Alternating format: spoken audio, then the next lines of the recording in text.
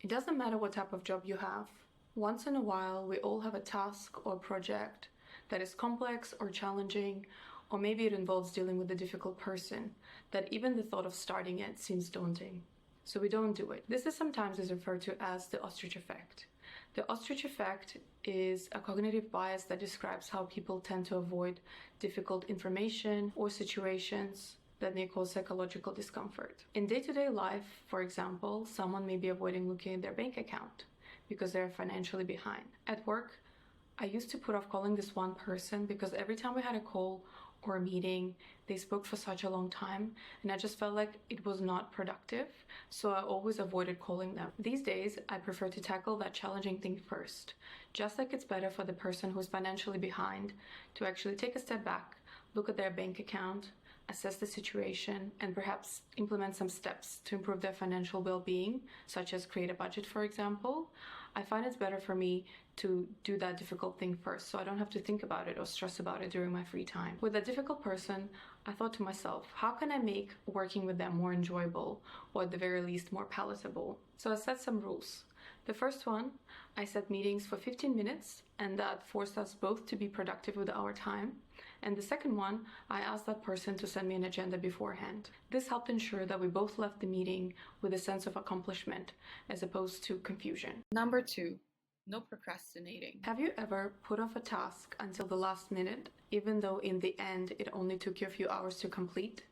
Parkinson's law is this idea that work expands to fill the time assigned to its completion. Back in university, on multiple occasions, I had 3 weeks to complete an assignment.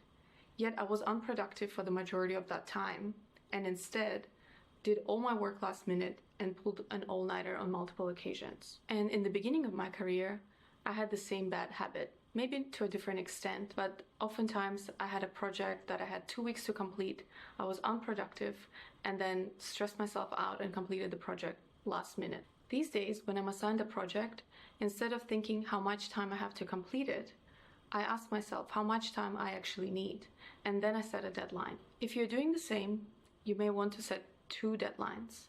The first one is the actual deadline. This is the deadline when the project is due, and maybe you have to submit it to your manager. And the second deadline is an earlier date by which you promise yourself to finish the project. That way, you'll have a couple of extra days to review your work or maybe proofread it. Another thing you can do is you can separate a big project into smaller tasks and then assign a separate deadline for each part. Number 3, colleagues are not your friends. Colleagues are not your friends with some exceptions. Whilst in most of my workplaces, I met people that I still stay in touch with and consider friends.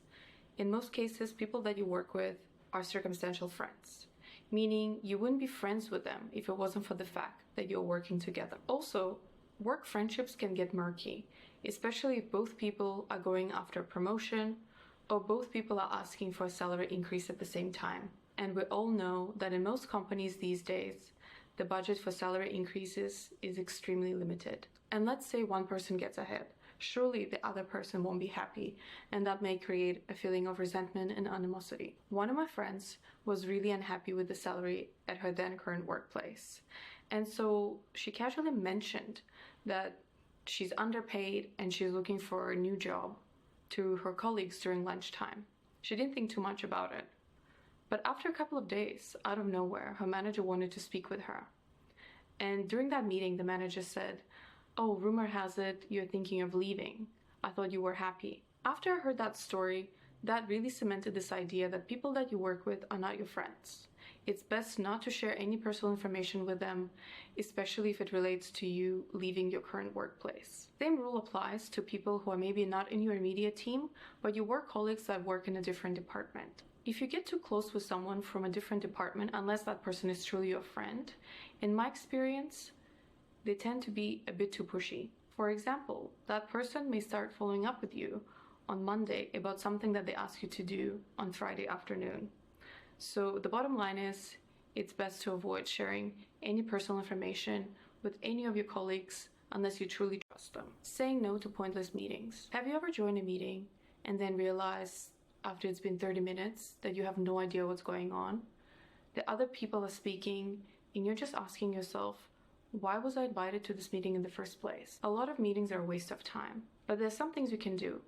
Now, I do recognize that in the beginning of your career, when you're just finished university, or maybe if you're even a couple of years into your career, it's difficult to call the shots. It is much easier to follow what everyone else is doing instead of setting your own rules. But I encourage you to at least try. Me personally, meetings that are a waste of time is something that I actively avoid on a daily basis. I recently read this book, Indestructible by Nir Eyal, and this book has a whole chapter on meetings.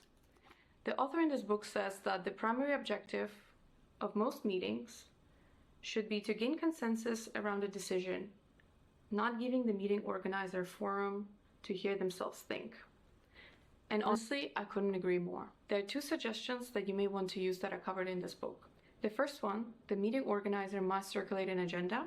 The second one is the meeting organizer must circulate a written digest, which can be very brief, but it must include the problem, their reasoning, and their recommendations. Now, I do recognize again that it might be difficult to start asking everyone to provide you with both of those things. But I think even asking the meeting organizer or whoever wants to have a meeting with you to at least provide an agenda beforehand might save you some time. This might actually make them think and ask themselves, why do I want this meeting? What am I hoping to achieve?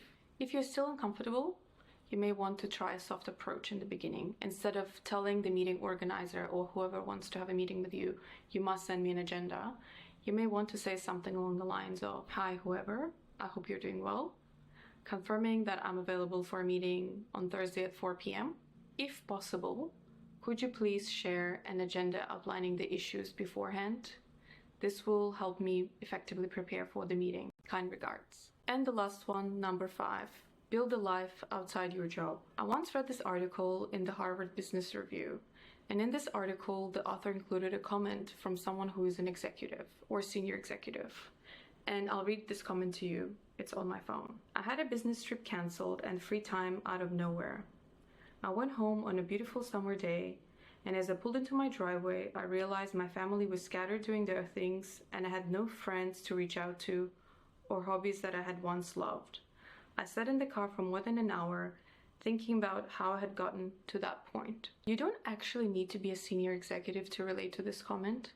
I know many people who are just starting out, or maybe they're 3-5 years into their careers, and they work extremely long hours. If you work full-time or part-time, and maybe you have a family, life does feel like a hamster wheel sometimes, and you have very limited time to yourself. At one point in my life, for probably a period of 18 months, I had very limited time to myself. I was constantly working, and I was always exhausted, and after work, I didn't do much. I can't even tell you what I did. I probably was just on social media, or I was watching Netflix. So I learned the hard way that work never stops.